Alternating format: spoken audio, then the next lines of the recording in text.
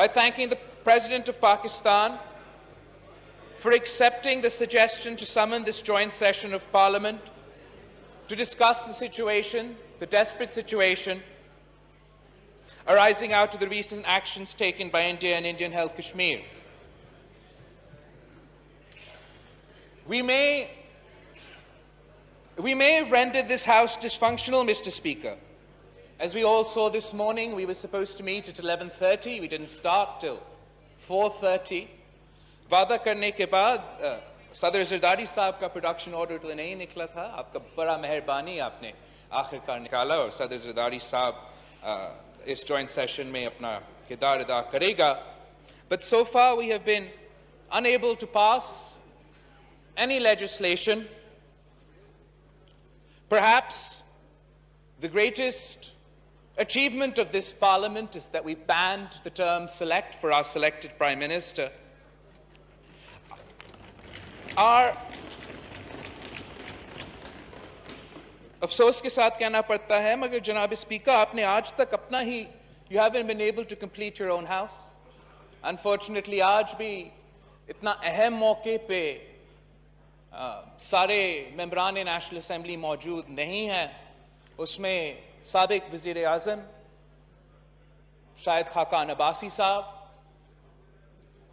मुस्लिम league Nawaz का Punjab president Rana Sanaullah साहब और हमारा दो एमएनए साउथ वज़ीरिस्तान और नॉर्थ वज़ीरिस्तान से आज भी मौजूद नहीं है. मैं फिर से आपके सामने अपील करता हूं जनाब स्पीकर कि आप अपना हाउस मुकम्मल करें. बहुत अफसोस है कि हमने ना बजट के वक्त मुकम्मल किया था और ना इस अहम मौके पे जब हमें सब कश्मीर पर बात करना था जॉइंट सेशन में, हम तब भी अपना हाउस मुकम्मल नहीं कर सके. Every question asked of the government by the opposition is never responded to with logic, reason, or even an explanation. All we hear are personal attacks, slurs, and insults. But we still appreciate and we still welcome the decision to call this joint session of Parliament, for we all feel it's necessary to speak in one voice for the people of Kashmir. What has happened in the recent days, Mr. Speaker? We've seen cluster bombs Bilawal deployed. sir, just 1 minute. मैं Chief Minister Sindh तशरीफ फरमा है, मैं पूरे house की तरफ से उसको वेलकम करता हूँ. चीफ को वेलकम करता हूँ.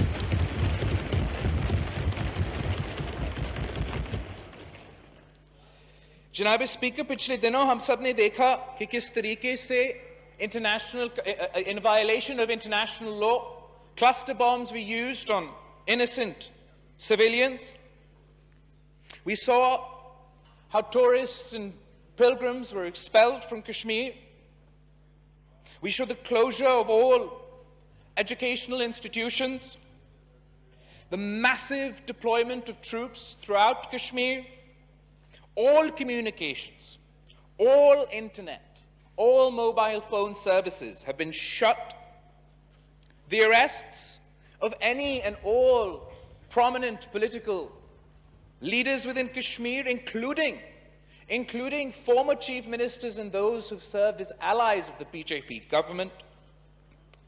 And finally, a brutal historical attack, an attack not only on Kashmir, but an attack on the United Nations, an attack on international law, on international norms, on international precedents, an attack on democracy, an attack on rule of law, an attack on the inalienable right to self-determination, an attack obviously on the Muslims of Kashmir,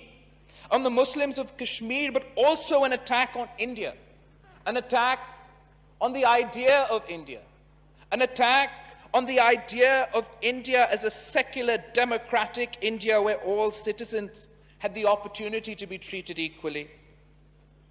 It's an attack. It is indeed an attack on the India of Nehru and Gandhi, but it is also an attack on the India of Vajpayee. The unilateral usurpations of rights forever guaranteed to Kashmiris.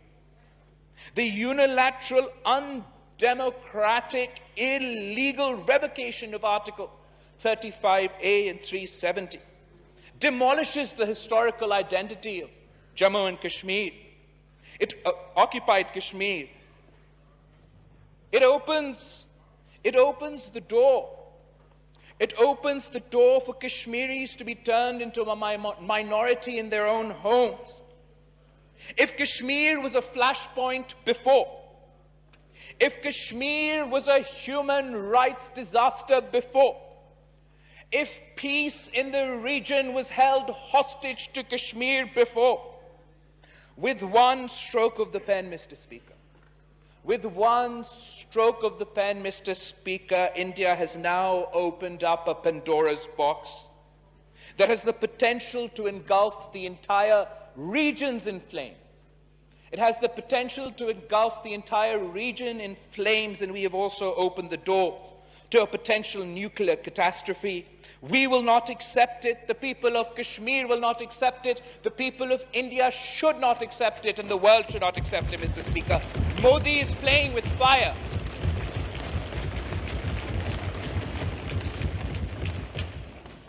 Janabe Speaker, I feel passionately about the people of Kashmir, not just as a Pakistani, not only because Shaheed Zulfikar Ali Bhutto is renowned for his contribution to the Kashmir cause. Indeed, today, if we celebrate February 5th as Kashmir Day, it's because of Shaheed Zulfikar Ali Bhutto. It's not only because Shaheed Mohtarama Benazir Bhutto advocated for the Kashmir cause on the international stage, the OIC contact group that the government is now referring to are a result of her efforts. But, Mr. Speaker, we feel passionately about Kashmir because they are our brothers and sisters, they are our kith and kin. We share a history, we share geography, we share a culture, we share a religion, we share the same blood, we have the same soul. They have the right to live in peace, Mr. Speaker, just as we do. They have a right to choose their own destiny, Mr. Speaker, just as we do. And they have a right to freedom, Mr. Speaker, just as we do.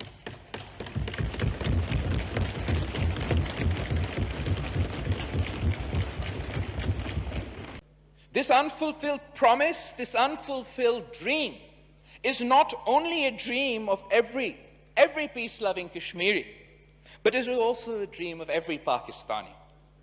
We will not stay silent. We will not stay silent while our Kashmiri brothers and sisters cry out for help, Mr. Speaker. We demand leadership from this government.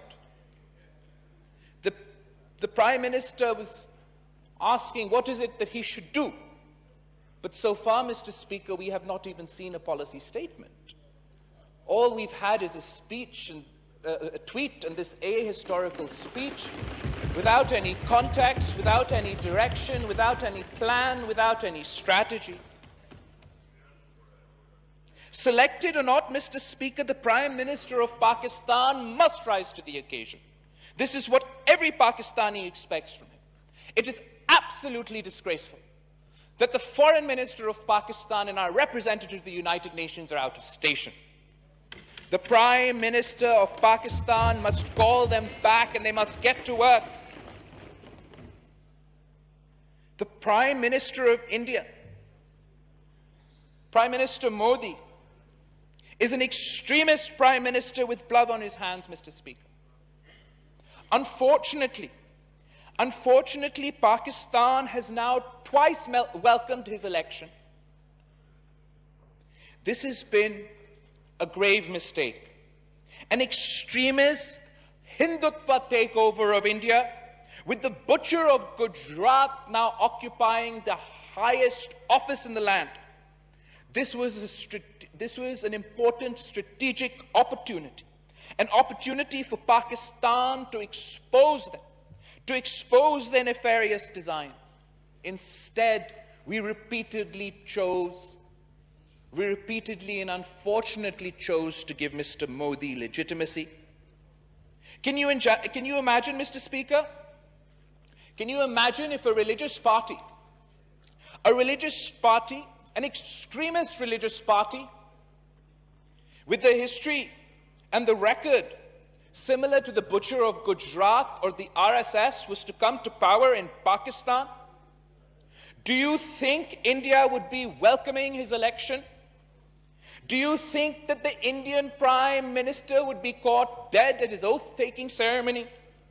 Do you think that they would have welcomed the extremist Prime Minister's re-election and hoped that he would have solved the dispute in Kashmir?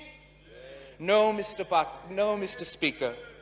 Pakistan should have seen the warning signs.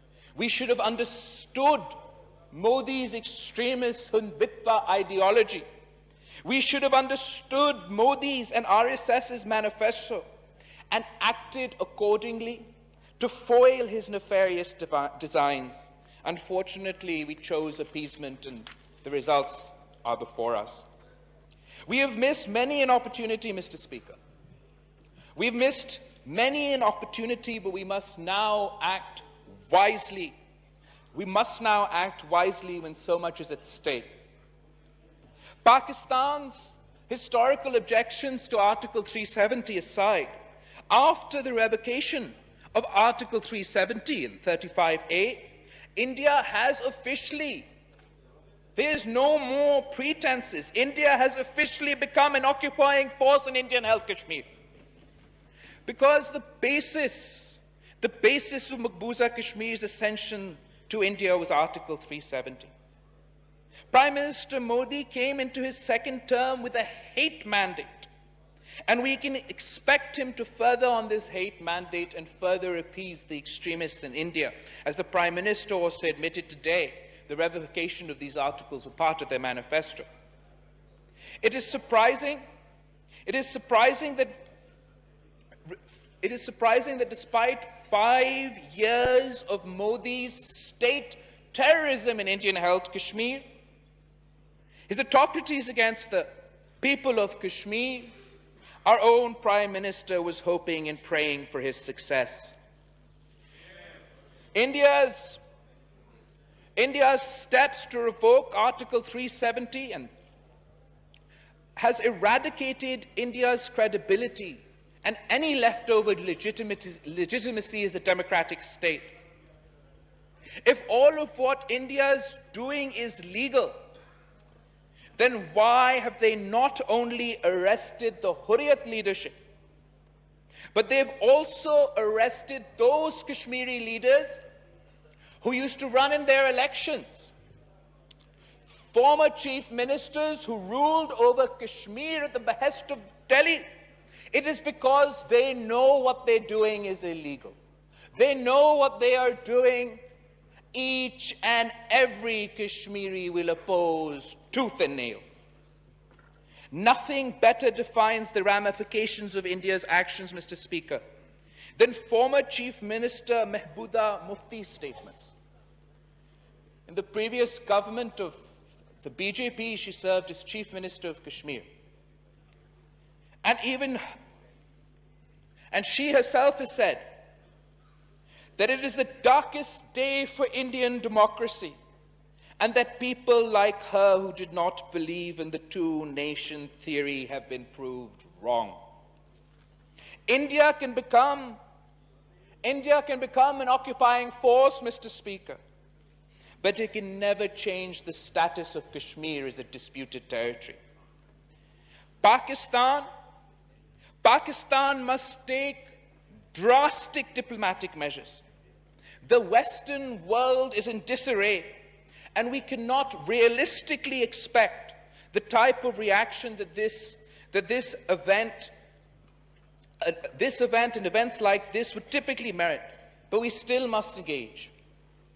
Pakistan must engage with the United Nations, as the status of Kashmir as a disputed territory is forever preserved within their resolutions. As a member of the OIC, Pakistan must try and get a special session of the OIC, at least at the foreign minister level, so we can send a strong message to the world that whatever our differences, the Muslim world is united when it comes to the issue of Kashmir.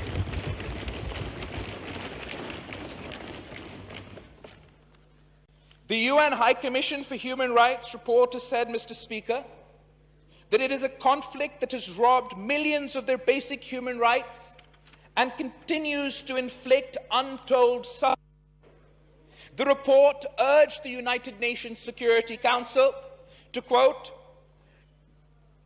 consider establishing a commission of inquiry to conduct a comprehensive and independent investigation into human rights violations in Kashmir.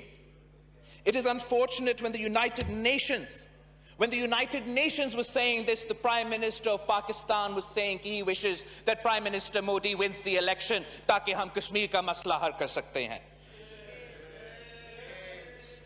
I say it again, Mr. Speaker, that a tweet is not enough, that speech was certainly not good enough. There was no formal statement from Pakistan. Who else is supposed to speak for the people of Kashmir? The foreign minister is not even in the country. He's not present here for the joint session. I appeal to the Prime Minister कि Shireen Mizari साहिबा को आप foreign minister बनाएं, शायद हम इस issue को सही तरीका से handle कर सकें. We must demand, and I'm sure Shireen Mizari साहिबा अगर foreign minister होती तो दबाव करती कि United Nations Commission report जो है human rights पे. We must demand as Pakistan that inquiry be formed, and the events over the last few days have provided us with ample evidence of why it must be formed immediately. We must call on the world community to play its role. The international community must take stock of Indian atrocities. It has refused all offers of dialogue. India is slowly shutting all avenues for bilateral dialogue by going against the spirit of the Simla Agreement, which ensures that no side will take unilateral actions to change the status quo. The Modi government is neither interested in bilateral dialogue. It's neither interested in bilateral dialogue, nor is it interested in mediation, and nor does it pay heed to the United Nations. We expect the Prime Minister of Pakistan to use the full force of his office and all available international forums to advocate for the people of Kashmir as if they were his own children.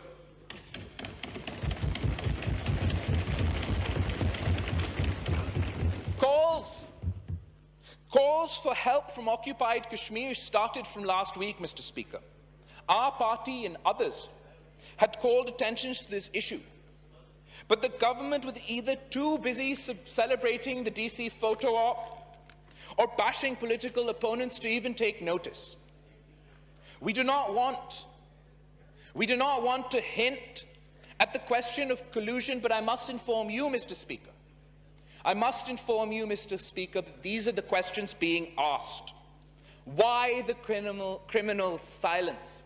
आप मुझे बताएं, जनाब speaker, अगर हम उस तरफ बैठे होते और वज़ीर आज़म खान साहब इस ऑपोजिशन में होता और हम 3-4 दिन के लिए सिर्फ एक ट्वीट मारते, खान साहब हमारे साथ क्या करते? हम एक्सपेक्ट करते हैं कि उसी जज्बे के साथ वो आप कश्मीरियों की जिद्दोजहद के लिए मेहनत करेगा.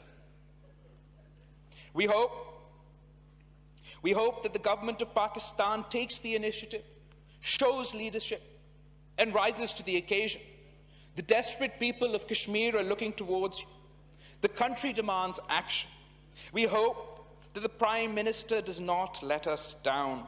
As I've said before, Mr. Speaker, that tweet's not good enough, that speech's not good enough, because history will ask us. History will ask us where we were when the children of Kashmir were being blinded by pellet guns. History will ask us where we were when the daughters of Kashmir were being raped as a political weapon. History will ask us where we were when cluster bombs were falling on Kashmir. Our answers will be disappointing, Mr. Speaker, because we have not thus far risen to the occasion. However, when history asks us where we were, when the integrity, dignity, and legal status of Kashmir was assaulted, where we were when the people of Kashmir needed us most, I hope that history will recall that we fought with honor.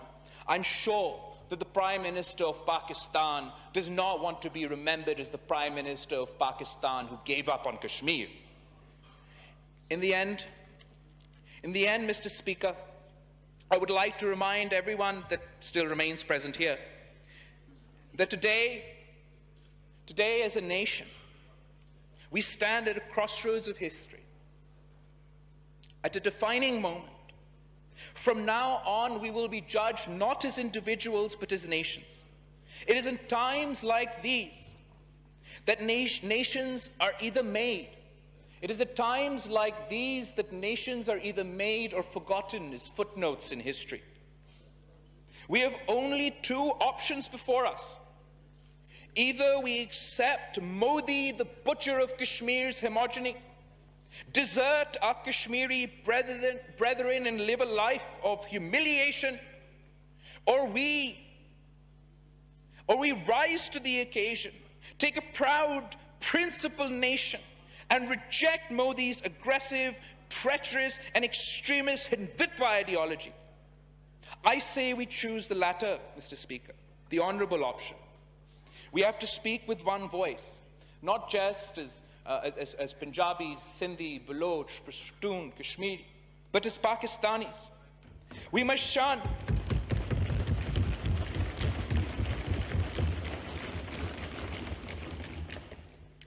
shun all our differences and convey to the world that we stand united with our Kashmiri brethren. Janab Speaker, we've had prime ministers who have said that we will fight for 10,000 years for the Kashmir cause. We have had prime ministers who have said कि जहां कश्मीरियों का पसीना गिरेगा हमारा खून गिरेगा और आज हमारा प्राइम मिनिस्टर का खामोशी मायूस कुन है हमारा वजीर आजम के ट्वीट्स काफ़ी नहीं हैं उम्मीद है कि वजीर आजम खान साहब लीडरशिप दिखाएंगे और हम सब उस लीडरशिप को सपोर्ट कर सकेंगे आपका शुक्रिया